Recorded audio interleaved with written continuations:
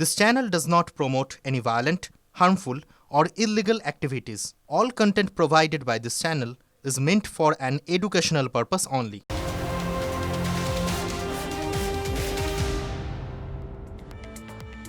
টিভি9 বাংলায় স্বাগত। Full and final নিয়ে আত্রের সঙ্গে রয়েছে আমি শর্মিষ্ঠা। আত্রে, এই মুহূর্তে দাঁড়িয়ে রাজ্য রাজনীতিতে একটা গুরুত্বপূর্ণ বিষয় ছিল যে তৃণমূলের একাধিক কর্মসূচি, বিশেষ করে অভিষেক বন্দ্যোপাধ্যায় আবার জিতবে বাংলায় কর্মসূচি, সেটা আজ বীরভূমে ছিল। কিন্তু আদৌ কি সেখানে কর্মসূচি হবে? কারণ এই মুহূর্তে যে আপডেট পাওয়া যাচ্ছে, বেহালা ফ্লাইং ক্লাবে এখনো আটকে রয়েছেন অভিষেক বন্দ্যোপাধ্যায়। তার কপ্টার এখনো রামপুরহাটের উদ্দেশ্যে রওনা দিতে পারেনি, যদিও শেষ পাওয়া খবরে আমরা জানতে পেরেছিলাম তিনি সড়ক পথে যেতে পারেন, এরকম একটা সম্ভাবনার খবর পাওয়া গিয়েছিল। আমার সঙ্গে এই মুহূর্তে বেহালা ফ্লাইং ক্লাবের সামনে থেকে রয়েছেন সহকর্মী সৌভিক। সৌভিক, একটা বিষয়ে স্বাভাবিকভাবে এই ঘটনাটাকে কেন্দ্র করে যে রাজনীতি হবে সেটা বলার অপেক্ষা রাখে না, সেই রাজনীতি শুরু হয়ে গিয়েছে। কিন্তু তিনি কি যাচ্ছেন সড়ক পথে বীরভূম? কারণ তার কনভয় কি বেহালা ফ্লাইং ক্লাবের বাইরে এখনো দাঁড়িয়ে রয়েছে, না সেই কনভয় রওনা দিয়েছে? তোমার কাছে কি আপডেট রয়েছে? দেখো, প্রথমে তোমাকে জানিয়ে রাখি, সেটা হচ্ছে যে অভিষেক ব্যানার্জি কিন্তু ফ্লাইং ক্লাবে এখনো আসেননি। তার মূলত কারণ হচ্ছে যেহেতু এই হেলিকপ্টার ওঠা নিয়ে কিন্তু একটা সমস্যা তৈরি হচ্ছিল, এবং যেমনটা জানা যাচ্ছে যে হেলিকপ্টারে করে তার যাওয়ার কথা ছিল, সেই হেলিকপ্টারের যে পারমিট, সেই পারমিট কিন্তু 2025 সালের 31শে ডিসেম্বর পর্যন্ত লাস্ট ছিল। এবং প্রত্যেকদিন তিনি যখন যে সময় এই পণ্যশ্রী এয়ারপোর্ট থেকে তিনি যখন ফ্লাইং ক্লাবে ওঠে, সেই সময় যে অ্যারেঞ্জমেন্ট থাকে, আজকেও কিন্তু স্থানীয় পণ্যশ্রী থানার সেই অ্যারেঞ্জমেন্ট রয়েছে, পুলিশ মোতায়েন রয়েছে, কিন্তু অভিষেক ব্যানার্জি এখনো আসেনি। এবং যেমনটা সূত্র মারফত জানা যাচ্ছে, যে চপারে তার যাওয়ার কথা ছিল, সেই চপারের পারমিট কিন্তু 2025 সালের 31শে ডিসেম্বর শেষ হয়ে গেছে। যদিও এখনো পুলিশ রয়েছে, এখন অন্য কোনো চপারের যদি ব্যবস্থা করা হয় তাহলে হয়তো তিনি এখান থেকে যাবেন, কিন্তু সেটা পুরোপুরি সময়ের উপর এবং প্রশাসনের উপর ডিপেন্ড করছে যে অন্য কোনো চপারের ব্যবস্থা করা হয়েছে কিনা। কিন্তু বিভিন্ন মহলে যেটা কথা উঠছিল যে অভিষেক ব্যানার্জি পণ্যশ্রী এয়ারপোর্টের মধ্যে রয়েছেন, কিন্তু এমন কোনো খবর নেই। পণ্যশ্রী এয়ারপোর্টে কিন্তু অভিষেক ব্যানার্জি এখনো পর্যন্ত আসেননি। তবে যদি দ্বিতীয় চপারের ব্যবস্থা করা হয় তাহলে হয়তো এখান থেকেই তিনি বীরভূমের উদ্দেশ্যে রওনা দেবেন। একদম, তুমি আমাদের সঙ্গে থাকো সৌভিক, কারণ এই মুহূর্তে আমাদের সহকর্মী সৌভিক যেরকমটা জানালো যে তার যে চপ্পরের মেয়াদ ছিল, সেই চপ্পরের মেয়াদ শেষ হয়ে গিয়েছে 2025-এ। সেই কারণে তার জন্য কোনো নতুন চপ্পরের ব্যবস্থা করা হয় কিনা সেদিকে নজর রাখা হচ্ছে। তবে পুরো বিষয়টি সময় সাপেক্ষ, যেহেতু তার চপ্পরের একেবারে যে মেয়াদ ছিল সেই মেয়াদ শেষ হয়ে গিয়েছে, সেই কারণে অভিষেক বন্দ্যোপাধ্যায় তিনি এখনো রামপুরহাটের উদ্দেশ্যে রওনা দিতে পারেনি। তবে তিনি সড়ক পথে যাবেন কিনা, কিভাবে এই সমস্যার সমাধান হতে চলেছে সেদিকে আমাদের প্রত্যেকের নজর থাকছে। এবং এখনো পর্যন্ত যা আরও আপডেট, তো আমরা জানি যে প্রত্যেকে আবহাওয়ার খবর জানি যে যেহেতু ঘন কুয়াশা রয়েছে, দৃশ্যমানতা কম রয়েছে, সেই বিষয়টাকেও একটা কারণ হিসেবে দেখানো হয়েছে। এটিসির পক্ষ থেকে বলা হয়েছে যে একটু অপেক্ষা করতে হবে, এরকম বিভিন্ন সম্ভাবনাময় খবর আসছে। তবে এখনো পর্যন্ত যা আপডেট পাওয়া যাচ্ছে যে তিনি হয়তো চপ্পরে না গিয়ে সড়ক পথেই যেতে পারেন, কারণ তার আজকে বীরভূমে একাধিক কর্মসূচি রয়েছে। এবং তিনি যদি আজ সড়ক পথে যান তাহলে তার আজ রাত্রিবাসটা বীরভূমেই করার কথা, এবং তারাপীঠের কাছেই তিনি থাকতে পারেন। আমার সঙ্গে রয়েছে সহকর্মী হিমাদ্রি। হিমাদ্রি, বীরভূমে স্থানীয় তৃণমূল নেতৃত্ব সূত্র মারফত কি খবর পাচ্ছ? অভিষেক বন্দ্যোপাধ্যায় তিনি কি সড়ক পথেই যাবেন, না এখনো পর্যন্ত তার এই বীরভূম সফরের যে কর্মসূচি রয়েছে সেইগুলো নিয়ে কি আপডেট রয়েছে তোমার কাছে? দেখো, এই যে মাঠ, এখানে যে মাঠে আয়োজন করা হয়েছিল অভিষেক বন্দ্যোপাধ্যায়ের সভা, তার আগে তারাপীঠে যাত্রা, কিন্তু হেলিকপ্টার যেহেতু উঠতে দেওয়া হয়নি বা ওঠেনি, সে কারণে এখনো পর্যন্ত এসে উপস্থিত হতে পারেননি তিনি। বেলা 12টার সময় রামপুরহাট ঢোকার কথা থাকলেও এখন প্রায় 2টো বাজছে, এখনো পর্যন্ত তিনি এসে পৌঁছাননি। এর পরবর্তী ক্ষেত্রে যেটা সব সূত্র মারফত তৃণমূল সূত্রে যেটা জানতে পারছি, বাই রোড তিনি আসতে পারেন। যদি তিনি বাই রোড আসেন তাহলে তিনি অবশ্যই মা তারার মন্দিরে যাবেন এবং সেখানে পুজো দেবেন। পরবর্তী ক্ষেত্রে যে সমস্ত কর্মসূচি রয়েছে সেগুলিকে তিনি কতটা কাটছাট করবেন বা কোনটা করবেন কোনটা করবেন না সেটা এখনো পর্যন্ত স্পষ্ট নয়। কিন্তু অভিষেক বন্দ্যোপাধ্যায় যদি এখানে আসেন তাহলে তিনি রাত্রিবাস করতে পারেন, এমনটাও কিন্তু সূত্র মারফত জানতে পারছি। পাশাপাশি তারাপীঠ মন্দিরে তিনি যাবেন। এছাড়াও আরো একটা সম্ভাবনাময় খবর, মানে যদি এখনো তিনি রওনা দেন বা 3টে নাগাদও তিনি যদি রওনা দেন, আমরা জানি কমপক্ষে তার কনভয়, যেহেতু তার কনভয় 3 ঘন্টা অন্তত লাগবে, তার মানে সানলাইট পড়ে যাচ্ছে, তাহলে কি তার আজকের যে কর্মসূচিগুলো ছিল সেগুলো আগামীকাল হতে পারে, সেরকম কোনো খবর পাচ্ছ? দেখো, যদি সেরকম সম্ভাবনা তৈরি হয় সেক্ষেত্রে তৃণমূলের যারা জেলা নেতৃত্ব রয়েছে বা অভিষেক ব্যানার্জি তিনি যেমনটা মনে করবেন, অভিষেক বন্দ্যোপাধ্যায় যেমনটা মনে করবেন, তখন কিন্তু সেই অনুযায়ী কর্মসূচি অনুযায়ী তৃণমূলের অন্যান্য জেলা নেতৃত্ব তারা সেইভাবে কাজকর্ম আবার শুরু করবে। কারণ যেহেতু শীর্ষ নেতৃত্ব, দলের রাজ্যের শীর্ষ নেতৃত্ব, এবং তার কাছ থেকে যতক্ষণ না কোনো গ্রিন সিগন্যাল আসছে ততক্ষণ কিন্তু জেলার নেতারা সেই বিষয়টা স্পষ্ট করতে পারছেন না। একদম আপাতত তুমি আমাদের সঙ্গে থাকো, তবে স্বাভাবিকভাবে আজ সকাল থেকে মানে কিছুক্ষণ আগে থেকেই যেহেতু এই একটা চাপানুতর তৈরি হয়েছে, তিনি কপ্টারে যাবেন না সড়ক পথে যাবেন, এটা নিয়ে একটা রাজনীতিও শুরু হয়ে গিয়েছে। আর এখানেই যে ঠিক কি গন্ডগোল হয়েছে, কি গোলমাল হয়েছে, ডিজিসি এর তরফ থেকে ঠিক কি জানানো হয়েছে, কেন কপ্টার এখনো পর্যন্ত উড়ল না, এই বিষয়টা এখনো পর্যন্ত স্পষ্ট আসেনি। তবে কপ্টার আটকানোয় বিজেপিকে আক্রমণ করেছে তৃণমূল কংগ্রেস। আবার জিতবে বাংলার প্রচারে ভয় পেয়েছে বিজেপি। ডিজিসিএ কে ব্যবহার করে অভিষেককে আটকানোর চেষ্টা বলে দাবি করা হচ্ছে। দেবজিৎ সরকার বিজেপি মুখপাত্র, তিনি এই মুহূর্তে আমাদের সঙ্গে রয়েছেন। দেবজিৎ, এ তো সম্পূর্ণ আপনাদের দিকে অভিযোগের আঙুল উঠছে যে ডিজিসিএ কে ব্যবহার করে কপ্টারটা আপনারাই আটকে দিয়েছেন।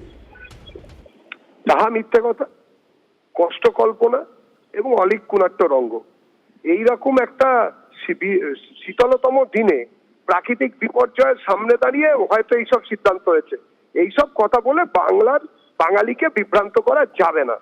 এটা কি পশ্চিমবঙ্গ সরকারের ব্যবস্থা নাকি? আমার ভালো মনে আছে একবার উত্তর দিনাজপুরে যোগী আদিত্যনাথের সভা, সেই সভাতে সবকিছু ব্যবস্থা থাকা সত্ত্বেও শুধুমাত্র রাজ্য সরকারের অসহযোগিতার জন্য যোগী আদিত্যনাথ সেই সভায় নামতে পারেননি, এবং শেষকালে আমার মোবাইল ফোনে সেই সভাতে যোগী আদিত্যনাথ তার বক্তব্য দিতে বাধ্য হন।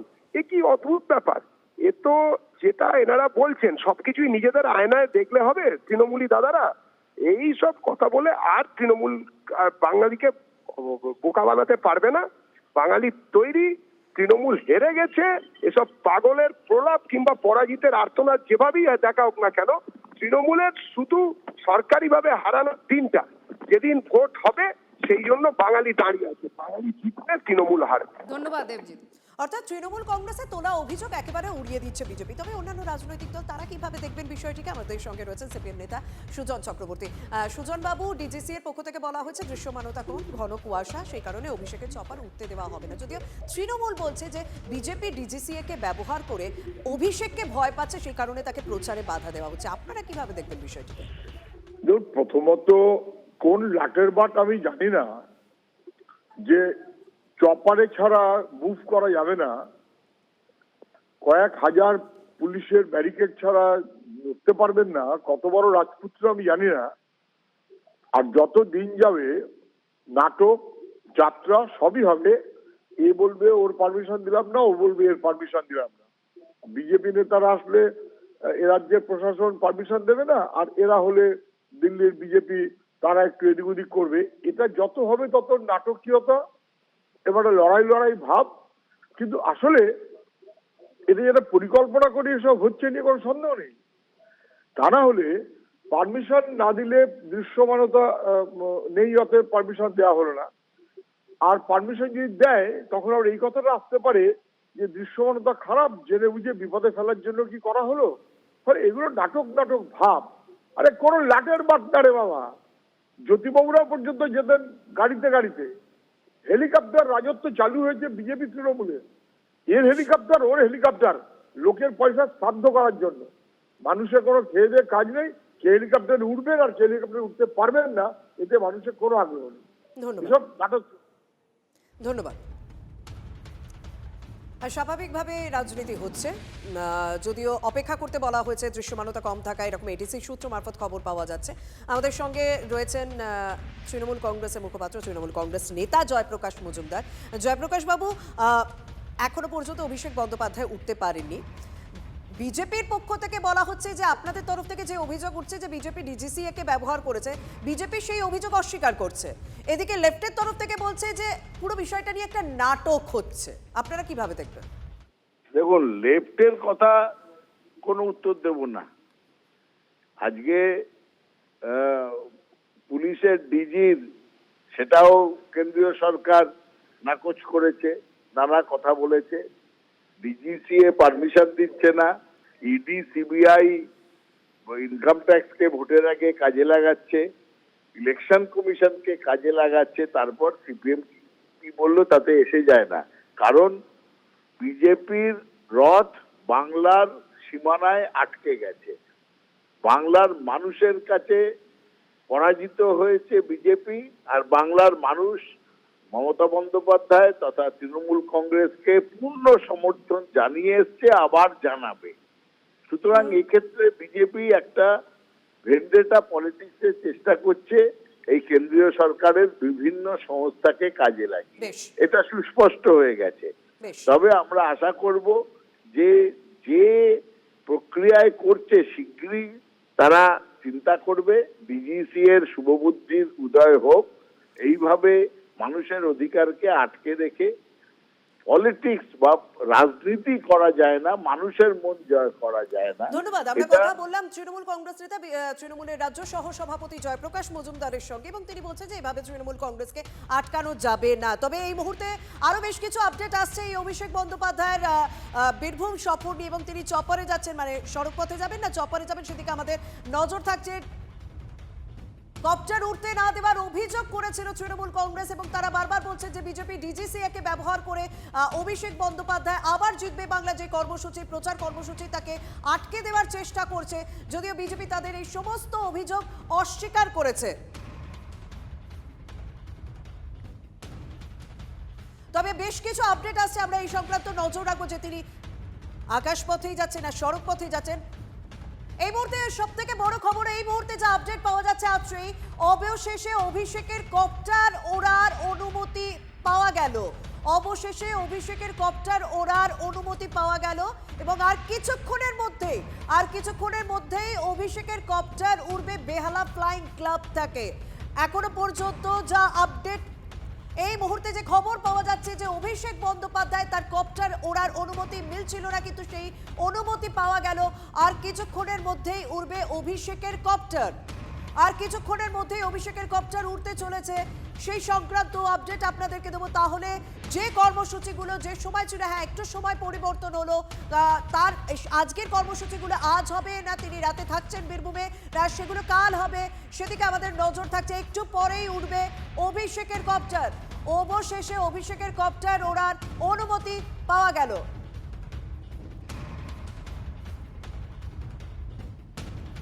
অবশেষে অভিষেকের কপ্টার অনুমতি মিলল। পুরো বিষয়টা নিয়ে রাজনীতি শুরু হয়ে গিয়েছিল।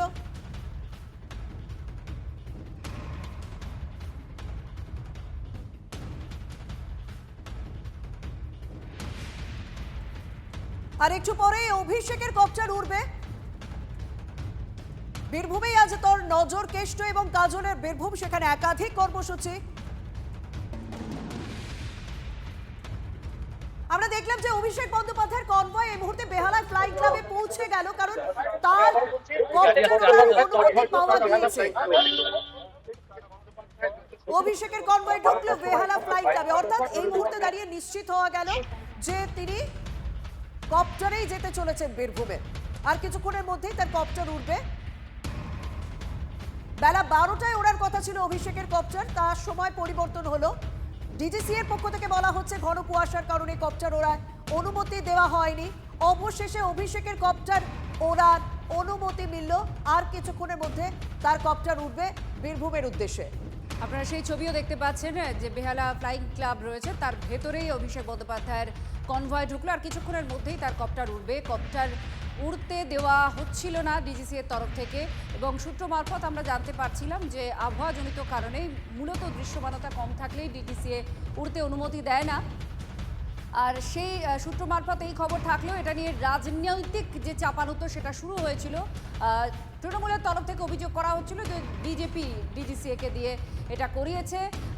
বামেদের তরফ থেকে বলা হচ্ছিল যেটা সম্পূর্ণ একটা নাটক, বিজেপি এটা সম্পূর্ণ ভিত্তিহীন বলেছে এই অভিযোগকে।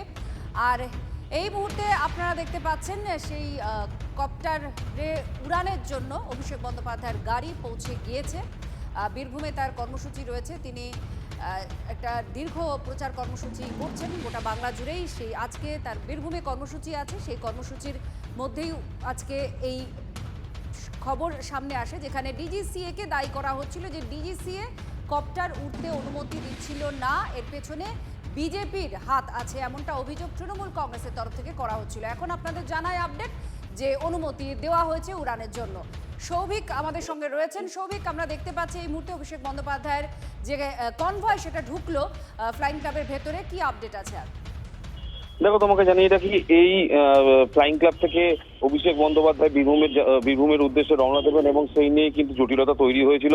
এবং যেমনটা সূত্র মারফত জানা যাচ্ছিল যে বীরভূমের যে দৃশ্যমানতা, অর্থাৎ যেখানে এই হেলিকপ্টার ল্যান্ড করবে সেখানে কিন্তু দৃশ্যমানতা কম থাকার জন্য পারমিশন দেওয়া হচ্ছিল না। তবে পারমিশন পাওয়া গেছে এই কিছুক্ষণ আগে। অভিষেক ব্যানার্জির যে কনভয়, সেই কনভয় কিন্তু ভিতরে ঢুকে গেছে এবং কিছুক্ষণের মধ্যেই কিন্তু অভিষেক ব্যানার্জির যে হেলিকপ্টার, সেই হেলিকপ্টার কিন্তু উঠবে বীরভূমের উদ্দেশ্যে এবং যে জটিলতা তৈরি হয়েছিল সেই জটিলতা কিন্তু আপাতত কেটে গেছে। ধন্যবাদ। সৌভিক আমাদের প্রতিনিধির সঙ্গে ছিলেন এবং আপনারাও দেখতে পাচ্ছেন যে কারণে ডিজিসিএ সূত্র মারফত যে খবরটা পাওয়া গিয়েছিল যে দৃশ্যমানতা কম, যেখানে বীরভূমে ল্যান্ড করার কথা সেখানেই দৃশ্যমানতা কম থাকার জন্য ডিজিসিএ অনুমতি দেয়নি বলেই সূত্র মারফত আমরা খবর পাই। কিন্তু এটা নিয়ে রাজনীতি ক্রমাগত শুরু হয়ে গেছিল একেবারে শুরু থেকে। যখন এই খবর সামনে আসে তখন থেকেই বলা যায় যে তৃণমূল কংগ্রেসের তরফ থেকে অভিযোগ করা হচ্ছিল এটা বিজেপির একটা চক্রান্ত, ডিজিসিএ কে ব্যবহার করে তারা এইভাবে কর্মসূচি আটকাচ্ছে, এটা একটা ষড়যন্ত্র। আর তারপরে আমরা এখন যে আপডেট দেখাচ্ছি, ডিজিসিএ এর তরফ থেকে অনুমতি দেওয়া হয়েছে, কারণ এবার তারা মানে ক্লিয়ার স্কাই পাচ্ছেন আপাতত। সেই জন্য কিছুক্ষণ আগে আমরা দেখছিলাম মুখ্যমন্ত্রী মমতা বন্দ্যোপাধ্যায়, তিনিও সাগর থেকে যখন ফিরছিলেন তিনি বলছিলেন যে এই মুহূর্তেই পাওয়া গিয়েছে অনুমতি, সেই জন্য তিনি ছুটতে ছুটতে এসেছেন।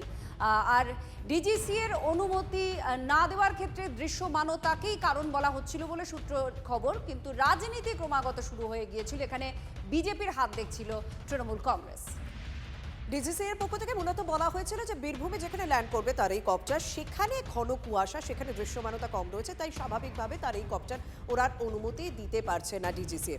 তবে দীর্ঘক্ষণ টালবাহানা চলে, মানে 12টায় তার কপ্টার ওড়ার কথা ছিল, 2টো বেজে গিয়েছে, 2 ঘন্টা কেটে গিয়েছে। তারপর সেই জায়গাটা ক্লিয়ার হওয়ার পর বীরভূমে যেখানে ল্যান্ড করবে তার কপ্টার, সেখানে দৃশ্যমানতা ক্লিয়ার হওয়ার পরই অনুমতি পাওয়া গেল ডিজিসিএ এর পক্ষ থেকে। আর কিছুক্ষণের মধ্যেই তিনি রওনা দিচ্ছেন, অর্থাৎ একটু সময়ের পরিবর্তন হলো, কারণ আমরা জানি যে 1টা নাগাদ তার তারাপীঠ মন্দিরে যাওয়ার কথা ছিল, তারপর একাধিক কর্মসূচি হওয়ার কথা ছিল, সেই সময়গুলো একটু অদল বদল হলো। তবে সমস্ত যে কর্মসূচি তার বীরভূমে একাধিক যে কর্মসূচি রয়েছে তার প্রত্যেকটা কর্মসূচি আজ হয় না, বাকি বেশ কিছু কর্মসূচি আগামীকাল সেটা হয়, সেদিকে আমাদের প্রত্যেকের নজর থাকছে। তবে বীরভূমে যাচ্ছেন অভিষেক বন্দ্যোপাধ্যায় এবং তিনি কপ্টারেই যাবেন, কারণ ডিজিসিএ পক্ষ থেকে তার কপ্টার ওড়ায় অনুমতি দেওয়া হয়েছে। আজ তারাপীঠের কাছেই হয়তো তিনি থাকতে পারেন, যদি তিনি আজ থাকেন সেখানে। আমাদের সঙ্গে রয়েছেন সহকর্মী হিমাদ্রি, বীরভূমের সহকর্মী। বীরভূমে স্থানীয় তৃণমূল নেতৃত্ব কিছু ক্লিয়ার করলো হিমাদ্রি, কারণ 2 ঘন্টা কেটে গেল, তারপর যে সমস্ত কর্মসূচি তার হওয়ার কথা সেগুলো সম্পর্কিত কি আপডেট পাচ্ছ স্থানীয় তৃণমূল নেতৃত্ব, তারা কিছু বলছেন?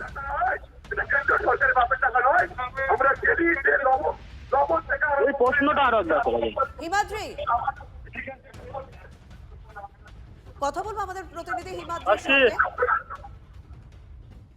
অভিষেক বন্দ্যোপাধ্যায় তিনি যাবেন এবং কপ্টারেই যাচ্ছেন বীরভূমে, এবং সেই সময়সূচিগুলো যেগুলো ছিল তার বিভিন্ন কর্মসূচি, সেগুলো কোনো অদল বদল হলো কিনা সেটা জানাবেন আমার প্রতিনিধি হিমাদ্রি আমাদের সঙ্গে রয়েছেন।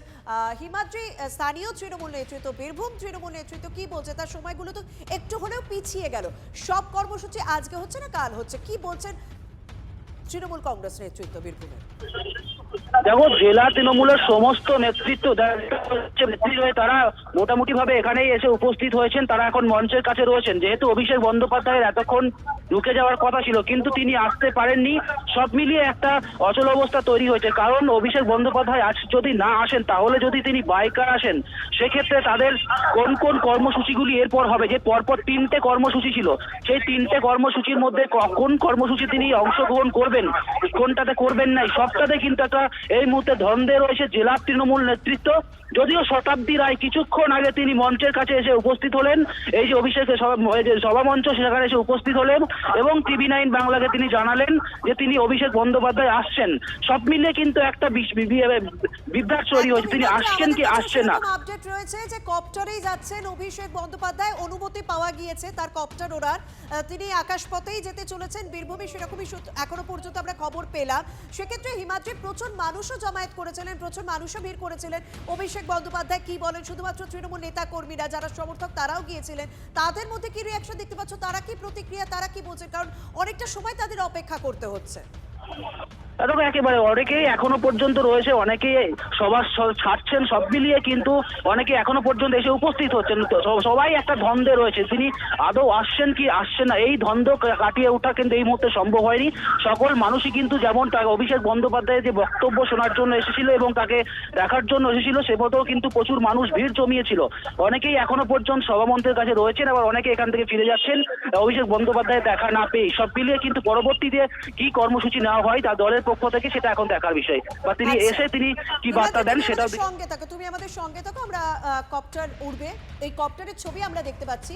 বেহালা ফ্লাইং ক্লাবের ভেতর যে কপ্টারে ওড়ার কথা অভিষেক বন্দ্যোপাধ্যায়, সেই কপ্টারের আমরা ছবি দেখতে পাচ্ছি। আর কিছুক্ষণের মধ্যেই সেই কপ্টারে রওনা দেওয়ার কথা। বীরভূমে সভা রয়েছে, সেই সভা ইতিমধ্যে মানুষ আসতে শুরু করে দিয়েছেন। সাংসদ শতাব্দী রায় তিনি পৌঁছে গিয়েছেন এবং তিনি জানিয়েছেন যে অভিষেক বন্দ্যোপাধ্যায় আসছেন।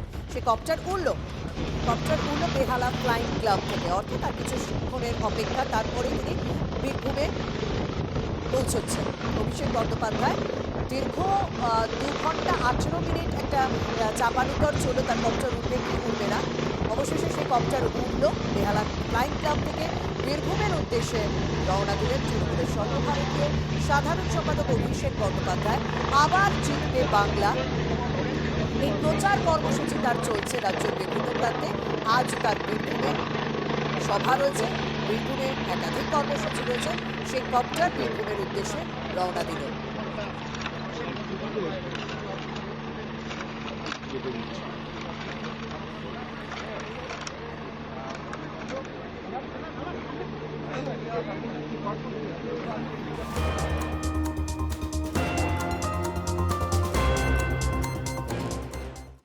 এবার মালদার দিকে নজর রাখবো। মালদায় সভা করতে পারেন প্রধানমন্ত্রী নরেন্দ্র মোদী, সেই দিনও ক্রমাগত এগিয়ে আসছে, কিন্তু তার মধ্যেই কালিয়াচকে শুট আউটের ঘটনা। তৃণমূলের সালিশি বিবাদে গুলিবিদ্ধ তৃণমূল কর্মী জামাল উদ্দিন শেখের অবস্থা আশঙ্কাজনক। তৃণমূল কর্মীর ছেলেকে বন্দুকের বাঁট দিয়ে মারধরের অভিযোগ উঠেছে। এই মুহূর্তে সেই জখম গুলিবিদ্ধ তৃণমূল কর্মীকে আপনারা দেখতে পাচ্ছেন। শুট আউট হয়েছে কালিয়াচকে, সালিশি বিবাদ আর গুলিবিদ্ধ তৃণমূল কর্মী জামাল উদ্দিন শেখের অবস্থা আশঙ্কাজনক। তৃণমূল কর্মীর ছেলেকে বন্দুকের বাঁট দিয়ে মারধরের অভিযোগ। গোষ্ঠী কোন্দল শাসক দলের, আর সেই গোষ্ঠী কোন্দলের আগেও একাধিকবার গুলি চালনার মতো ঘটনা ঘটেছে। আর এবার আরও একটি ঘটনা, যেখানে প্রধানমন্ত্রীর সভা রয়েছে, তার কিছুদিন আগেই এই ঘটনা। সুব্রতোষ আমাদের প্রতিনিধি আমাদের সঙ্গে রয়েছেন। সুব্রতোষ, জেলা পুলিশের তরফ থেকে কি বলা হচ্ছে, কাউকে গ্রেফতার করা হয়েছে কি না, কি জানা যাচ্ছে এখনো পর্যন্ত এই ঘটনা নিয়ে? দেখো, ইতিমধ্যেই পুলিশ সুপার জানিয়েছেন যে ঘটনা তদন্ত করা হয়েছে এবং গুলি চালানো হয়েছে, এবং এইটাও স্পষ্ট করে দিয়েছেন এসপি যে যে কোনোভাবেই হোক, সে যে যতটাই প্রভাবশালী হোক না কেন, তাকে কিন্তু গ্রেপ্তার করা হবে। এই ইতিমধ্যেই তদন্ত শুরু করে দিয়েছে এবং পুলিশ অভিযান চালাচ্ছে। তবে এই বিষয় নিয়ে ইতিমধ্যে কিন্তু রাজনৈতিক বিতর্ক শুরু হয়ে গিয়েছে। বিজেপি সহ অন্যান্য বিরোধী দল যারা রয়েছে, তারা এই আবার নতুন করে গুলি চালানো এবং তৃণমূল, তাদের বক্তব্য তৃণমূলকে মারছে। এবং গত বছর জানুয়ারিতে ঠিক একই রকমভাবে দুলাল সরকার বা বাবলা সরকারকে গুলি করে হত্যা করা হয়েছিল, এবং তারপরে সেই একের পর এক গুলি চালানোর ঘটনা ঘটেছে। এবার আবার নতুন করে এই মুহূর্তে আমাদের সঙ্গে রয়েছেন সেই দুলাল সরকারের স্ত্রী, মালদা জেলা তৃণমূলের চেয়ারপারসন চৈতালি সরকার। বলছি যে কি অবস্থা, আবার সেই একই রকমের ঘটনা, আবার সেই জানুয়ারিতে নতুন বছর পড়তে না পড়তেই শুরু হয়ে গেছে?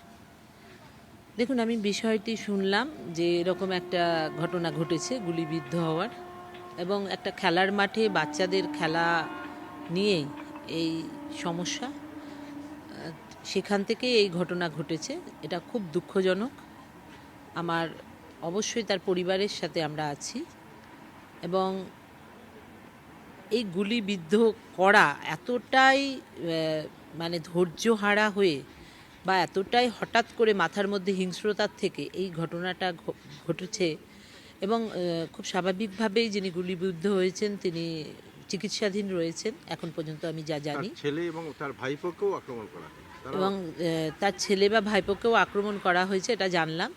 তো এটা খুব মানে অবশ্যই খারাপ খবর যে তারা এরকম একটা কাজ করেছে। এটার আমি প্রচণ্ডভাবে প্রতিবাদ করছি এবং প্রশাসনকে অবশ্যই বলবো যে এটা খুব দ্রুততার সাথে এদের বিরুদ্ধে ব্যবস্থা নিক, যে বা যারা করেছে, এবং যারা এইরকম মানসিক রুগী বলবো এক রকমের, যে এইভাবে অন্যকে আঘাত করে একটা সমাজে থেকে মানুষকে এইভাবে, সেটা খুব দুঃখজনক। এবং তাদের এটা আমার কাছে কখনোই অভিপ্রেত নয় যে তারা এইরকম ঘটনা ঘটাতে পারে একটা ছোট্ট খেলার মাঠ থেকে। কিন্তু ধন্যবাদ, শুভতোষ। যারা আমরা করেছে শুনলাম তারাও মালদা জেলা চেয়ারপারসনের কথা, এবং তিনি দুঃখজনক বললেন, কিন্তু অনভিপ্রেত নয় এই ধরনের ঘটনা, এটাও ঠিক। আর তার সঙ্গে সঙ্গে যেটা খুব গুরুত্বপূর্ণ শর্মিষ্ঠা, আমরা দেখছিলাম যে খেলার মাঠে একটা খেলার সমস্যা, আর সেখান থেকেই বাচ্চাদের খেলার মাঠে গুলি চালানোর মতো ঘটনা ঘটেছে, কিন্তু এখনো কাউকে গ্রেফতার করা হয়নি।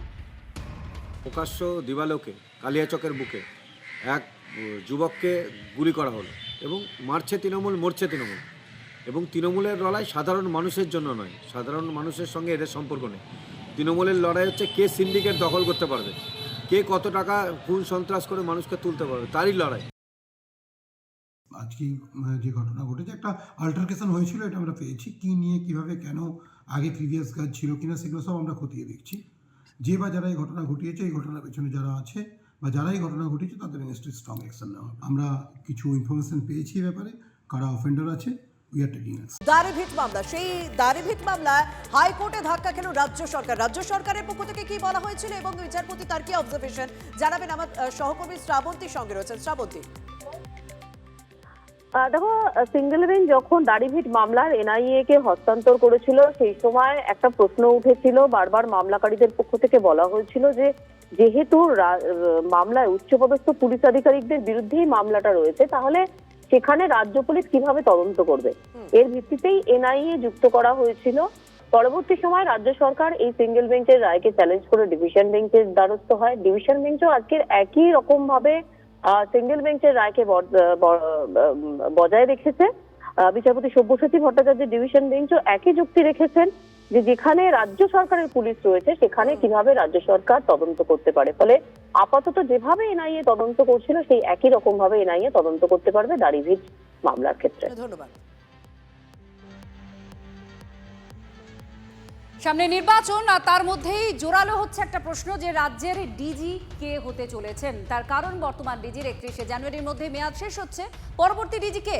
রাজ্য পুলিশের পরবর্তী ডিজিপি নিয়োগ ঘিরেই জটিলতা। পরবর্তী ডিজিপি নিয়োগে রাজ্যের পাঠানো তালিকা ফেরত পাঠালো ইউপিএসসি। রাজ্যকে আবার সুপ্রিম কোর্টের দ্বারস্থ হতে বলল ইউপিএসসি। বর্তমানে রাজ্য পুলিশের ডিজিপি রাজীব কুমার, 31শে জানুয়ারি তার অবসর নেওয়ার কথা। দীক্ষা ভুইয়া আমাদের প্রতিনিধি আমাদের সঙ্গে রয়েছেন। দীক্ষা, ইউপিএসসি সুপ্রিম কোর্টে কেন যেতে বলেছে রাজ্যকে? কি এমন আছে এই তালিকায়? দেখো, তালিকায় যেটা হচ্ছে, যেটা ইউপিএসসি বলতে চেয়েছে যে 2025-এ যেটা বলা হচ্ছে যে 2023 সালের ডিসেম্বর মাসে মনোজ মালব্য অবসর নিয়েছিলেন, এবং তার 3 মাস আগেও সাধারণত ইউপিএসসি নিয়ম অনুযায়ী সেই নাম পাঠাতে হয়, পরবর্তী কে ডিজিপি হবেন তার একটা প্যানেলের নাম পাঠাতে হয়, কিন্তু সেই নাম পাঠানো হয়েছে 2025 সালের জুলাই মাসে। আর এইখানেই প্রশ্ন তুলেছে যে কেন প্রায় 1.5 থেকে 2 বছর পরে সেই রকম ডিজিপির নাম পাঠানো হলো। তার কারণ নিয়ম অনুযায়ী ইউপিএসসিতে কোনো রাজ্যের ডিজিপি থাকলে সেই তালিকায় সেই নামটা নথিভুক্ত থাকে, কিন্তু এখানে সেটা না হওয়ার কারণে সেখানে শূন্যতা একটা তৈরি হয়েছে। এখন যখন এবার 2025-এর জুলাই মাসে সেই ডিজিপির তালিকা পাঠানো হয়েছে, সেই জায়গায় দাঁড়িয়ে ইউপিএসসি তরফ থেকে যখন নিজেরা, তখন ওরা কোনো ডিসিশন নিতে পারেনি, তখন তারা এজির একটা মতামত চেয়েছিল, এবং এজি সেই জানিয়েছেন অ্যাটর্নি জেনারেলের মতামতের ভিত্তিতে ইউপিএসসি সিদ্ধান্তে পৌঁছেছে যে তারা এই মানে প্রক্রিয়া এগিয়ে নিয়ে যেতে পারবে না, কারণ 1.5-2 বছর ধরে কিন্তু এই ডিজিপির জন্য কোনো প্যানেল পাঠায়নি রাজ্য সরকার। 1.5-2 বছর পাঠানোর জন্য একটা জটিল পরিস্থিতি তৈরি হয়েছে, আর সেই কারণেই তারা সুপ্রিম কোর্টের দ্বারস্থ হতে বলেছে। পাশাপাশি আর একটা জিনিস তারা মেনশন করে দিয়েছে, সেটা হচ্ছে যে প্রকাশ সিং এর একটা জানিয়েছে যে প্রকাশ সিং মামলা 2006 সালে, সেখানে রায় সংশোধন করে 3রা জুলাই 2018 তারিখে সুপ্রিম কোর্ট স্পষ্ট নির্দেশ দিয়েছিল ডিজিপি পদে শূন্যতা সৃষ্টি হয় কমপক্ষে 3 মাস আগে রাজ্য সরকারকে ইউপিএসসিতে প্রস্তাব পাঠাতে হবে। ফলে সেই যে রায় সুপ্রিম কোর্টের, সেটাও কিন্তু ভায়োলেট করা হয়েছে, আর সেই কারণেই সুপ্রিম কোর্টের দ্বারস্থ হতে বলেছে রাজ্য সরকারকে ইউপিএসসি। ধন্যবাদ। রাজ্য সরকার চায় যে নিজের বংশবদ্ধ অফিসারকে ডিজি হিসেবে রাখা, যাতে ভোটের সময় ইচ্ছেমতো পুলিশকে নিয়ন্ত্রণ করা যেতে পারে।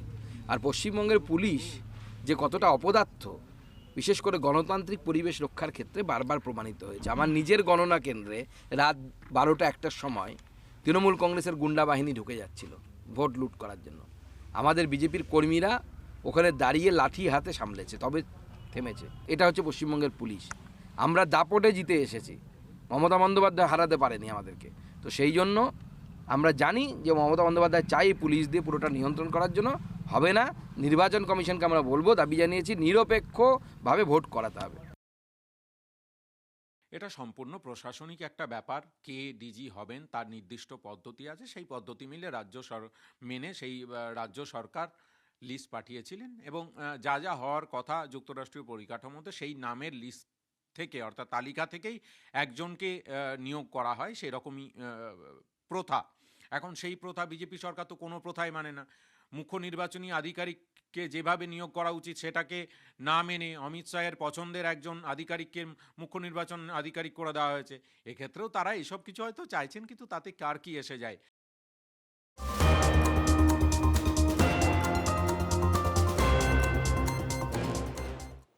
আবারও ভিন রাজ্যে আক্রান্ত বাংলার পরিযায়ী শ্রমিক। কয়েকদিন আগে ওড়িশায় বাংলার পরিযায়ী শ্রমিককে খুন করা হয়েছে বলে অভিযোগ ওঠে, আর এবার বিহারে বাংলাদেশের সন্দেহে গণধোলাই, পুড়িয়ে মারার চেষ্টা। বিহারে ফেরি করতে গিয়ে আক্রান্ত হয়ে বাড়ি ফেরেন মুর্শিদাবাদের রঘুনাথগঞ্জ থানার কুলগাছি এলাকার বাসিন্দা ফারুক শেখ। আমার সঙ্গে রয়েছেন সহকর্মী কৌশিক। কৌশিক, তার ভয়ানক অভিজ্ঞতা, তো কি বলছেন তিনি এই মুহূর্তে ফিরে? তার পরিবারের সদস্য তারা কি বলছেন? মানে এই অভিজ্ঞতা তো তিনি আর কোনোদিন বাইরে কাজ করতেই যেতে ভয় পারবেন।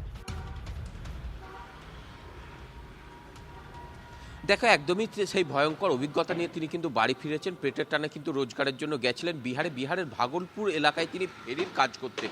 সেই সময় কিন্তু তার উপরে একদল দুষ্কৃতী চড়াও হয় এবং তারা বলেন যে তুই বাংলাদেশি, এবং বাংলাদেশি বলে মারধর করে এবং পাল্টা আরও কিছু কথা বলেন যে বাংলাদেশে যে দীপু দাস হত্যার ঘটনা ঘটেছিল সেই রকম কথাও বলে যে তো কেরোসিন তেল ঢেলে তাকে পুড়িয়ে মারা হবে, এমনটাও কিন্তু অভিযোগ করেছেন এই ফারুক শেখ। এবং তিনি বলেন যে তাকে মারার জন্য কিন্তু তারা তেল পর্যন্ত নিয়ে এসেছিল, ব্যাপক পরিমাণে মারধর করেছে এবং পরবর্তীতে পুড়িয়ে মারার চেষ্টা করে।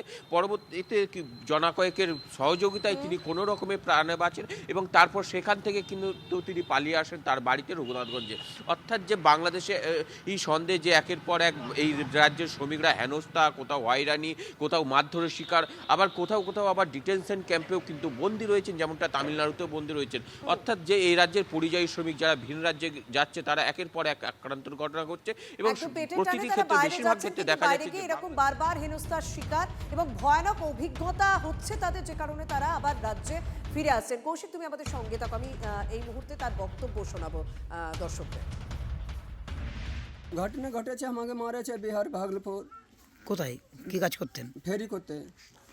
কি কি ঘটনা সেদিন ঘটলো? সেদিন আমি ফেরি করতে বেরহানো, ভোরে আমি মাল বেচতে পাইনু না, 10-12টা মাল বেচনু, বেচে ওরা বলছে এবং রুক আমি ভাবনু মাল নিবে আমার কাছে, মাল তো লে ওরা। তো বলছে তোর বাড়ি কোথায়, তুই বাংলাদেশি? ডাইরেক্ট বলছে বাংলা কথা বললেই বাংলাদেশি আছে। এরা পুরো আমারও যেরকম আমার মার আছে সেরকম সুদ তুলবো, জিন্দা পড়াইছে জিন্দা পড়াবো। তখন আমার গায়ে পেট্রোল দিয়েছে, মারেছে, যে আছে মারে লাত ঘুষি। আমি ভয়ে আমার কথা বেরোয় না, আমি ভয়ে আসছি নিজের জীবন বাঁচিয়ে।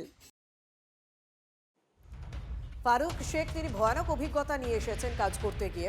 কৌশিক, এখনো পর্যন্ত তিনি যখন তার এই অভিজ্ঞতার কথা বলছেন তার গলা কাঁপছে। তিনি কি কারোর বিরুদ্ধে পুলিশে অভিযোগ দায়ের করেছেন? মানে বিহার পুলিশ প্রশাসনের ভূমিকা নিয়ে তার কোনো রিয়াকশন পাওয়া গিয়েছে ফারুক শেখের? দেখো, তিনি সেখান থেকে কিন্তু চলে এসেছেন ভয়ে, কারণ যে ঘটনা ঘটেছে তাকে হয়তো মেরে ফেলা হতো, সেই কারণে তিনি যে সময় সেই ঘটনাস্থল থেকে কোনো ক্রমে কয়েকজন যুবকের সহযোগিতায় তিনি ছাড়া পেয়েছেন। তার পরবর্তীতে তিনি কিন্তু সেখানে 1 মিনিটও আর অপেক্ষা করেননি, তিনি ফিরে এসেছেন প্রাণ ভয়ে, কারণ তাকে হয়তো থাকলে মেরে ফেলবে এবং তিনি এখন বাড়িতে ভয়ে রয়েছেন এবং আগামী দিনে কি করবেন ভেবে পাচ্ছেন না, কারণ এ রাজ্যেও কিন্তু কাজ নেই, সেই জায়গায় তিনি চিন্তিত রয়েছেন এবং পাশাপাশি ভিন রাজ্যে যেতেও কিন্তু তার কাছে যে চরম অভিজ্ঞতা সেটাও কিন্তু মনের মধ্যে ভাবা বাইরের রাজ্যে গিয়েও তাকে এরকম হেনস্থার শিকার হতে হয়েছে এবং প্রাণ ভয় তিনি পালিয়ে আসেন। এখন তিনি কি করবেন, তিনি অথই জলে পড়েছেন। আরও একবার শোনাবো এই ফারুক শেখের ভয়ানক অভিজ্ঞতার কথা তার মুখ থেকে। বিহারে কিভাবে তার সঙ্গে কি ঘটনা ঘটেছে তিনি বলছেন, শুনুন। ঘটনা ঘটেছে, আমাকে মারেছে বিহার ভাগলপুর। কোথায় কি কাজ করতেন? ফেরি করতে। কি কি ঘটনা সেদিন ঘটলো? সেদিন আমি ফেরি করতে বেরোনো, ভোরে আমি মাল বেচতে পাইনু না, 10-12টা মাল বেচনু। বেচে ওরা বলছে এবং রুক রুক আমি ভাবনু মাল নিবে আমার কাছে। মাল তো লে ওরা, তো বলছে তোর বাড়ি কোথায়, তুই বাংলাদেশি। ডাইরেক্ট বলছে বাংলা কথা বললেই বাংলাদেশি আছে। এরা পুরো আমারও যেরকম আমার মারেছে সেরকম আমি সুদ তুলবো, জিন্দা পড়াইছে জিন্দা পড়াবো। তখন আমার গায়ে পেট্রোল দিয়েছে, মারেছে, যে আছে মারে লাত ঘুষি। আমি ভয়ে আমার কথা বেরোয় না, আমি ভয়ে আসছি নিজের জীবন বাঁচিয়ে। মমতা বন্দ্যোপাধ্যায়ের হুঁশিয়ারির পরে এসআইআর হয়রানি নিয়ে সুপ্রিম কোর্টে গেল তৃণমূল কংগ্রেস। এসআইআর শুনানিতে হয়রানি, মৃত্যু, শীর্ষ আদালতের দ্বারস্থ তৃণমূল। এসআইআর প্রক্রিয়ায় হেনস্থা নিয়ে শীর্ষ আদালতে তৃণমূল কংগ্রেস তাদের অভিযোগ নিয়ে গিয়েছে। সুপ্রিম কোর্টে মামলা রাজ্যসভার সাংসদ দোলা সেনের। আজ সুপ্রিম কোর্টে জরুরি শুনানির আবেদনও জানাবে টিএমসি। আলাদা শুনানি নাকি মূল মামলার সঙ্গে শুনানি, আজ সুপ্রিম কোর্ট সেটা স্পষ্ট করতে পারে। জ্যোতির্ময় কর্মকার আমাদের সঙ্গে আছেন। জ্যোতির্ময়, কি জানা যাচ্ছে? কারণ এটা যাতে দ্রুত শোনা হয় তার বিষয়ে তৎপর হচ্ছে তৃণমূল কংগ্রেস। মূলত কি কি আবেদন থাকছে আর এই শুনানির দ্রুত হওয়ার জন্য কি করা হচ্ছে? দেখো, মুখ্যমন্ত্রী মমতা বন্দ্যোপাধ্যায় ইতিমধ্যেই জাতীয় নির্বাচন কমিশনের বিরুদ্ধে এসআইআর নিয়ে কি অভিযোগ রয়েছে তা তার বক্তৃতায় তিনি বলেছেন এবং তার পাশাপাশি সিইও গণেশ কুমারকে তিনি যে চিঠি লিখেছেন সেই চিঠিতেও তিনি স্পষ্টভাবে প্রত্যেকটা পয়েন্ট উল্লেখ করেছেন। যে বিষয়টার দিকে এই মুহূর্তে সব থেকে বেশি নজর আসছে তা হচ্ছে যে যেভাবে এসআইআর প্রক্রিয়ায় সাধারণ মানুষকে হেনস্থা করা হচ্ছে বলে তৃণমূল কংগ্রেস অভিযোগ করছে, সেই হেনস্থা কিভাবে হচ্ছে মূলত সেটাই পিটিশনে উল্লেখ করা হয়েছে। স্পষ্টভাবে জানানো হচ্ছে যে বয়স্ক এবং অসুস্থ তাদের বাধ্য করা হচ্ছে এই শুনানির লাইনে গিয়ে অপেক্ষা করতে এবং তার পাশাপাশি কিছু প্রক্রিয়াগত এবং অ্যাডমিনিস্ট্রেটিভ দিক নিয়েও প্রশ্ন তোলা হয়েছে। পশ্চিমবঙ্গের ক্ষেত্রে যে রুল বলবৎ হয়েছে অন্য রাজ্যের ক্ষেত্রে সে একই রুল দেখা যায়নি এবং এক্ষেত্রে হোয়াটসঅ্যাপে সার্কুলার ইস্যু করা হচ্ছে যা সম্পূর্ণভাবে নিয়ম বিরুদ্ধ। স্বাভাবিকভাবেই এই আবেদনের প্রেক্ষিতে সুপ্রিম কোর্ট জরুরি শুনানি করে কিনা আমাদের নজরে এবার সেদিকেই থাকবে। ধন্যবাদ জ্যোতির্ময়।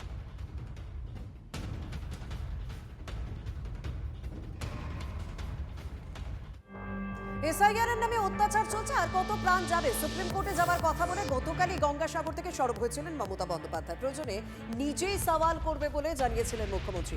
ভিখারি পাসওয়ান নিখোঁজ মামলায় কোর্টে সওয়াল করেছিলেন মমতা বন্দ্যোপাধ্যায়। বালুরঘাটে যুব কংগ্রেস কর্মীদের ছাড়াতেও সওয়াল করেছিলেন মমতা। ফের কি মমতা বন্দ্যোপাধ্যায়কে সামলাপুরে এজলাসে দেখা যাবে জল্পনা চরমে। 70 জনের মতো মারা গেছে, বাদ বাকিরা সুইসাইড করতে গেছিল, হসপিটালে আছে। একবারও প্রাণ কাঁদে না, একবারও মন কাঁদে না ভোটার লিস্ট থেকে। আমি বলি মানুষের অধিকার ভ্যানিশ হলে আপনারাও কিন্তু ভ্যানিশ হয়ে যাবেন। আমরাও আইনের সাহায্য নিচ্ছি।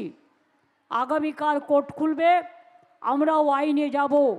এত মানুষের মৃত্যু, এত মানুষকে যেভাবে হ্যারাস করেছে তার বিরুদ্ধে, এবং প্রয়োজন পড়লে আমি নিজেও পারমিশন চাইব। দরকার হলে আমিও সুপ্রিম কোর্টে গিয়ে মানুষের হয়ে আমি প্লিড করব, আমি মানুষের হয়ে কথা বলবো। আমি নট অ্যাজ এ লয়ার যাব, আমি একজন সাধারণ নাগরিক হিসেবে আমি তো আমার কথা বলতেই পারি। আমি আমার কথা বলার পারমিশন নেব এবং চোখে আঙুল দিয়ে দেখাবার চেষ্টা করব গ্রাসরুটে কি চলছে। এসআইআর নিয়ে এর আগেও তৃণমূল সুপ্রিম কোর্টে গিয়েছিল, কিন্তু কোনো লাভ হয়নি। পুরোটাই রাজনৈতিক চমক বলে মন্তব্য সুকান্ত মজুমদার। সুপ্রিম কোর্টে গিয়ে লাভ হবে না দাবি বিকাশ রঞ্জন ভট্টাচার্যের। কল্যাণ ব্যানার্জি করেছেন, দোলা সেন করেছেন না তোলা সেন করেছেন সেটা বিষয় না। বিষয় হচ্ছে এর আগেও তো সুপ্রিম কোর্টে তৃণমূল কংগ্রেস গেছিল, তখন কপিল সিব্বাল দাঁড়িয়েছিলেন এবং কপিল সিব্বাল কিন্তু মমতা বন্দ্যোপাধ্যায়ের থেকে অনেক বড় উকিল। বাস্তবিকতা হচ্ছে যে সুপ্রিম কোর্টের থেকে কিন্তু এর আগে তৃণমূল কংগ্রেস ঘাড় ধাক্কা খেয়ে বেরিয়ে এসছে।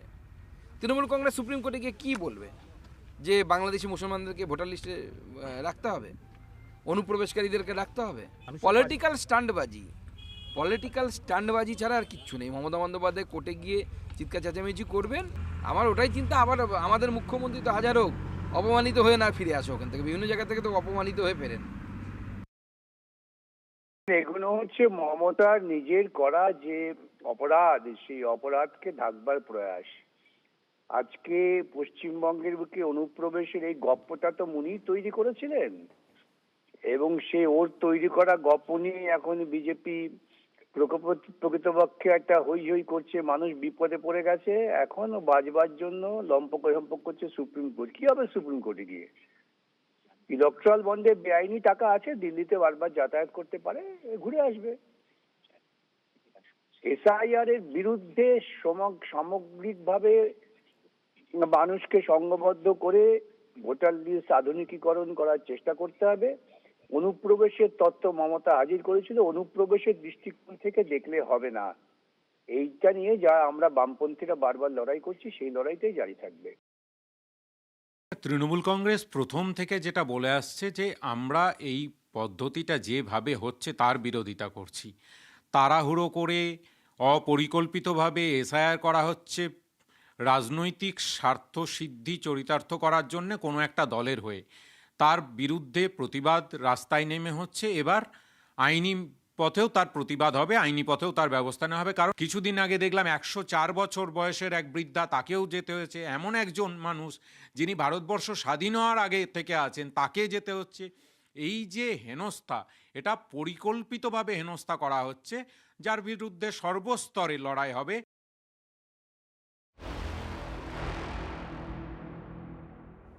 যেখানে তৃণমূল কংগ্রেস এই অভিযোগ করছেন যে সাধারণ মানুষ এসআইআর এর শুনানিতে একেবারে জেরবার হচ্ছেন, তাদের হেনস্থা হতে হচ্ছে, সেখানে আরও একটি মৃত্যুর অভিযোগ উঠছে এসআইআর আতঙ্কের জেরে। এবার ফুলবাড়ি, আজ সকালে বাড়ির পাশে জঙ্গলে প্রৌঢ়ের ঝুলন্ত দেহ উদ্ধার হয়েছে শুনানির পর। গতকাল থেকে তাকে খুঁজে পাওয়া যাচ্ছিল না। নাম মোহাম্মদ খাদেম, 2002-এর ভোটার তালিকায় তার নাম ছিল না, দাবি করছে পরিবার। শুনানির পরেও আতঙ্ক থেকে অবসাদে ভুগছিলেন এই প্রৌঢ়, এমনটাও দাবি, এবং অবসাদ থেকেই আত্মহত্যা বলে দাবি করছেন ছেলে। প্রসেনজিৎ আমাদের সঙ্গে রয়েছেন। প্রসেনজিৎ, একেবারে নাম না থাকার দরুন একটা আতঙ্ক এবং সেখান থেকে অবসাদ, তারপরে এই মৃত্যু, এটাকে কেন জুড়ে দিচ্ছেন পরিবারের লোকজন? তারা কি বলছেন এই বিষয়ে? দেখো, এসআইআর আবহে তৃণমূল কংগ্রেস সার্বিকভাবেই চাপ বাড়াচ্ছে এবং আইনি আদালতের লড়াইয়ের দিকে তারা এগোচ্ছে। সেই জায়গায় দাঁড়িয়ে নতুন করে আরো একটু মৃত্যু নিঃসন্দেহে চাঞ্চল্য ছড়িয়ে পড়েছে ফুলবাড়ি এলাকায়।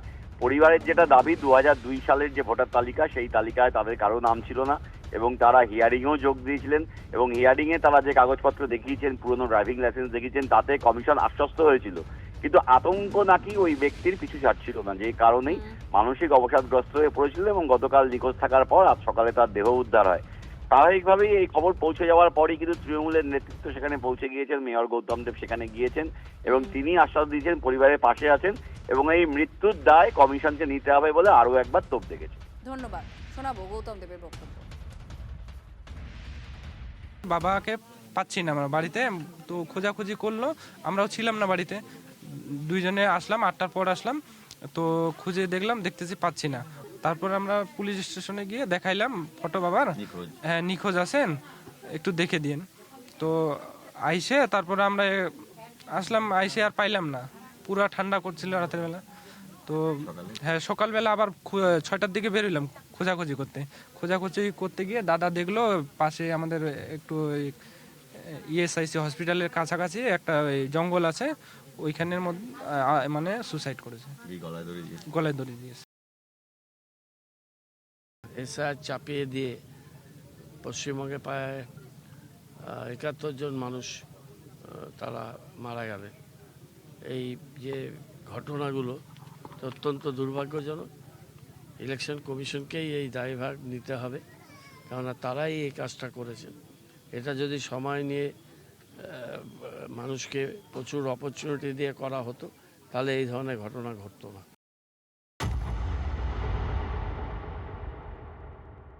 আর এই শিলিগুড়িতে ফের এসআইআর এর শুনানিতে হয়রানির অভিযোগ উঠল। শুনানি কেন্দ্রে অসুস্থ হয়ে পড়লেন 77 বছরের বৃদ্ধ। কমিশনের বিরুদ্ধে হেনস্থার অভিযোগে সরব হয়েছে তৃণমূল কংগ্রেস। শুনানিতে গিয়ে অসুস্থ 20 নম্বর ওয়ার্ডের হিমাংশু মোহন দাস। খবর পেয়ে তৃণমূল কর্মীরা তাকে বাড়ি পৌঁছে দেন। প্রবীণ ভোটারদের হেনস্থার অভিযোগ তুলছে তৃণমূল কংগ্রেস। তারা তো শুনেন, আমার তো নিজে বয়স হয়ে গেছে, এখন তো কোনো অভিযোগ বিলাক তো কোনো জিনিস নেই, আমাকে যেতেই হতো হিয়ারিং এ। আর আমি তো ধরেন যদি সুস্থ থাকতাম, যেতে 2002-এ ভোটার লিস্টে আপনাদের নাম ছিল না? আমি তো গভর্নমেন্টে, আমি অরুণাচল প্রদেশ থেকে এখানে আসছি। এখানে 2002-এ নাম ছিল না, সেই কারণেই রেখেছিল। তো কাগজপত্র দেখালেন? হ্যাঁ। এটা তো অবভিয়াসলি, কেন আমার বাবার মতন তো অনেকেই অসুস্থ আছে, তো বাড়িতে এসে করলে একটু সুবিধা হয় আর কি। হ্যাঁ, নিয়ে যাওয়া নিয়ে আসা। কালকে অ্যাকচুয়ালি উনার তো 10-15 দিন থেকে শরীরটা খারাপ, তো কালকে একটু বেশি বাড়াবাড়ি হয়ে গেছিলো। হেয়ারিংটাও কালকে যেহেতু ছিল, আর কালকেই আমাকে টেস্ট করতেই হবে, তো টেস্ট করার পরেই ধরা পড়লো যে উনার হার্টে প্রবলেম। কমিশনের সঙ্গে তৃণমূলের সংঘাত অব্যাহত। এবার তৃণমূলের অভিযোগ, শিলিগুড়িতে শুনানির ক্ষেত্রে প্রবীণ নাগরিকদের হয়রান করছে কমিশন। বছর 77-এর বৃদ্ধ হিমাংশু মোহন দাস অরুণাচলে কর্মরত ছিলেন তিনি। তাকেই গতকাল শিলিগুড়িতে শুনানিতে ডেকেছিল কমিশন, কিন্তু গত সোমবার শুনানি কেন্দ্রে গিয়ে সেখানেই আরও অসুস্থ হয়ে পড়েন হিমাংশুবাবু। এরপর খবর পেয়ে তড়িঘড়ি তৃণমূলের নেতারা গাড়ির ব্যবস্থা করে তাকে শুনানি কেন্দ্র থেকে বাড়ি পৌঁছে দেন। আর এরপর আজ সকালে ফের তৃণমূল নেতৃত্ব তার সঙ্গে দেখা করতে তার বাড়িতেও আসেন। তৃণমূলের দাবি, এই প্রতিটি ক্ষেত্রেই সাধারণ প্রবীণ যে বাসিন্দারা যারা শুনানিতে ডাক পাচ্ছেন, তাদের শুনানি কেন্দ্রে যাওয়া এবং শুনানিতে অংশ নেওয়ার ক্ষেত্রে নানাভাবে হেনস্থা হতে হচ্ছে। ক্যামেরায় দীপায়নের সঙ্গে প্রসেনজিৎ, TV9 বাংলা, শিলিগুড়ি। এসআইআর এর শুনানি কেন্দ্রে AEROই অসুস্থ হয়ে পড়েছেন। লাগাতার শুনানির চাপে অসুস্থ হওয়ার কথা শোনা যাচ্ছে। অসুস্থ পাণ্ডবেশ্বর ব্লকের সহ কৃষি অধিকর্তা। দুর্গাপুরে বেসরকারি হাসপাতালে AEROর চিকিৎসা চলছে। স্যারের ডিউটি করছিল, হিয়ারিং নিচ্ছিলাম, তো হঠাৎই শরীরটা খারাপ হয়ে যায়, মাথা ঘুরে যায় আর মাথা ব্যথা করছিল প্রচণ্ড, বমি বমি ভাব। তারপরে হঠাৎ করে আমি সেন্সলেস হয়ে যাই। কাজের প্রেশার বলতে এখন তো হিয়ারিং, এসআইআর তো বিগত 1-1.5 মাস ধরে কাজ চলছে, এখন তো হিয়ারিংয়ের অল্প প্রেশার রয়েছে, কিন্তু সেটা ম্যানেজ করে নিচ্ছি আমরা, কোনো অসুবিধা নেই। কিন্তু যেহেতু আমার বাচ্চাটা ছোটো, তো ও একটু স্লিপ সাইকেলে প্রবলেম হয়ে যায়। যেদিন যেটা খুশি একটা করে নতুন একটা ফর্মুলা তৈরি করছেন আর সেটাকে চাপিয়ে দিচ্ছেন। ন্যাচারালি এটা তো হচ্ছেই এবং এটা হবে। সাধারণ মানুষ থেকে নির্বাচন কমিশনের যারা আধিকারিক, প্রত্যেকটা লোক আজকে বিরক্ত হয়ে গেছে, মানসিক চাপে তারা অসুস্থ হয়ে পড়ছে। বলার কিছু নেই। এটা election commission of India, Gyanesh Kumar, তিনি ঠান্ডা করে বসে বসে ফর্মুলা তৈরি করছেন, যে ফর্মুলায় সারা বাংলা আজকে অসুস্থ হয়ে পড়ছে। এটা তার দেখার দরকার। আমরা প্রতিবাদ করছি, আমরা প্রতিবাদ করব। যে কোনো কারণেই অসুস্থ হয়ে যাওয়া অথবা অন্য কোনো কারণে রাস্তায় যদি কেউ পড়ে যাচ্ছে, তৃণমূল কংগ্রেস সবসময় একটা এজেন্ডা সৃষ্টি করছে, একটা প্রোপাগান্ডা সৃষ্টি করছে এবং কোথাও না কোথাও একটা ন্যারেটিভ সেট করার চেষ্টা করছে যে কোনো অঘটন ঘটছে সেটা এসআইআরের জন্য হচ্ছে। এই ন্যারেটিভ বা এইরকম প্রোপাগান্ডাকে আমরা তীব্রভাবে ভৎসনা জানাই। এরকম যদি প্রোপাগান্ডা তৈরি করতে থাকে, তাহলে সাধারণ মানুষ কিন্তু ভোট বাক্সে এর জবাব দেবে, কারণ এসআইআর সাধারণ মানুষের ভালোর জন্য, নাকি প্রোপাগান্ডা তৈরি করার জন্য। এসআইআর এর শুনানি হয়রানি অব্যাহতই রয়েছে। যেমন পানিহাটি 32 নম্বর ওয়ার্ড, সেখানে শুনানি কেন্দ্রে ভোটারদের হয়রানির অভিযোগ EROর বিরুদ্ধে। শুনানি কেন্দ্রে ঢুকে EROকে সতর্ক করলেন কাউন্সিলর। শুনানি হয়ে যাওয়ার পরও কেন দেওয়া হচ্ছে না রিসিপ্ট কপি? EROর বিরুদ্ধে সর্বস্থানীয় কাউন্সিলর। আরও অভিযোগ, প্রচুর অসুস্থ মানুষকেও হেঁটে হেঁটে আসতে হচ্ছে শুনানি কেন্দ্রে, যদিও অবশেষে নিজের ভুল স্বীকার করেছেন ERO।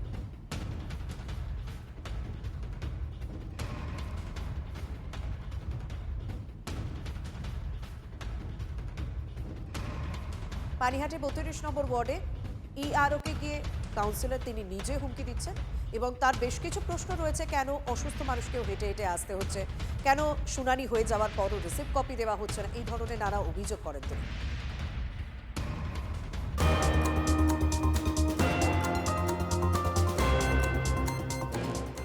আর এই মুহূর্তের বড় আপডেট দিয়ে রাখি, 2 ঘন্টা টানাপোড়েনের পর কপ্টারে রামপুরহাটে পৌঁছলেন অভিষেক বন্দ্যোপাধ্যায়। রামপুরহাটে গেলেন অভিষেক বন্দ্যোপাধ্যায়। কপ্টার টানা পড়েনে ডিজিসিএ এবং বিজেপিকে দায়ী করেছে তৃণমূল। অভিষেকের কপ্টারে ডিজিসিএ অনুমতি না দেওয়ায় অন্য কপ্টারের ব্যবস্থা।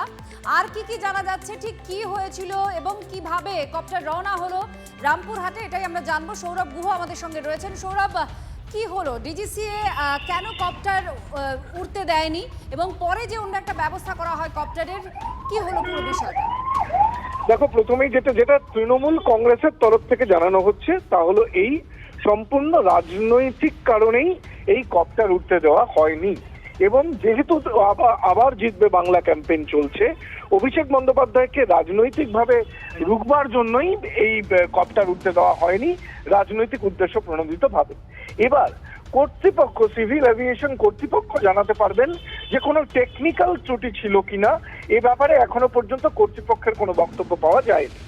এই রকম অবস্থায় যখন অভিষেক বন্দ্যোপাধ্যায়ের কপ্টারটি উঠতে দেওয়া হয় না, সেই সময়ে ঝাড়খণ্ড সরকারের সঙ্গে যোগাযোগ করে হেমন্ত সোরেনের কাছ থেকে একদিনের জন্য একটি চপার ডিহায়ার করা হয়েছে, যে চপারটিকে নিয়ে এই মুহূর্তে রামপুরহাট রওনা দিয়েছেন অভিষেক বন্দ্যোপাধ্যায়। এবং প্রথমে তার নির্দিষ্ট সূচি অনুযায়ী তারাপীঠে যাওয়ার কথা ছিল, তারপর রামপুরহাট যাওয়ার কথা ছিল, কিন্তু যেহেতু দেরি হয়ে গেছে এবং মানুষ সেখানে অপেক্ষা করছেন, তিনি সরাসরি চপার নিয়ে এই মুহূর্তে আর কিছুক্ষণের মধ্যে রামপুরহাটের আবার জিতবে বাংলা ক্যাম্পেইনের যে সভাস্থল, সেই সভাস্থলে তিনি পৌঁছবেন এবং তারপরে তার যে অন্যান্য কর্মসূচি, সেই অন্যান্য কর্মসূচিগুলি করবেন। কিন্তু এবারে আমাদের প্রতিনিধি জানাচ্ছিলেন এবং এই মুহূর্তে আপনাদের জানায় যে তৃণমূলের তরফ থেকে ডিজিসিএ আর বিজেপিকে দায়ী করা হয়েছে। এই যে কপ্টার টানাপোড়েন চলেছে, তারা বলেছে ডিজিসিএ কে ব্যবহার করে বিজেপি একটা চক্রান্ত করছে, যে কর্মসূচি অভিষেক বন্দ্যোপাধ্যায় করছেন সেটাকে বানচাল করার একটা ষড়যন্ত্র করা হচ্ছে বলে তৃণমূল কংগ্রেসের অভিযোগ। এবং তৃণমূল কংগ্রেস এটাও দাবি করছে ঝাড়খণ্ড সরকারের সঙ্গে কথা বলে আলাদা একটা কপ্টারের ব্যবস্থা করা হয়। হেমন্ত সোরেনের ব্যবহৃত কপ্টারে রামপুরহাটে গেলেন অভিষেক বন্দ্যোপাধ্যায়। আবহাওয়ার খবরের দিকে নজর রাখবো। কনকনে শীত আরো অন্তত 4 দিন থাকবে। বীরভূম পূর্ব বর্ধমানে শৈত্যপ্রবাহের সতর্কতা রয়েছে। কমলা সতর্কতা জারি বীরভূম পূর্ব বর্ধমানে। বীরভূমে 3 দিন, পূর্ব বর্ধমানে 2 দিন শৈত্যপ্রবাহের সতর্কতা জারি করা হয়েছে। রাজ্যের একাধিক জেলায় শীতল দিনের সতর্কতা। স্বাভাবিকের থেকে 5 থেকে 6 ডিগ্রি নিচে থাকবে সর্বোচ্চ তাপমাত্রা। 4 দিন পর রাতের তাপমাত্রা বাড়তে পারে 2 ডিগ্রি।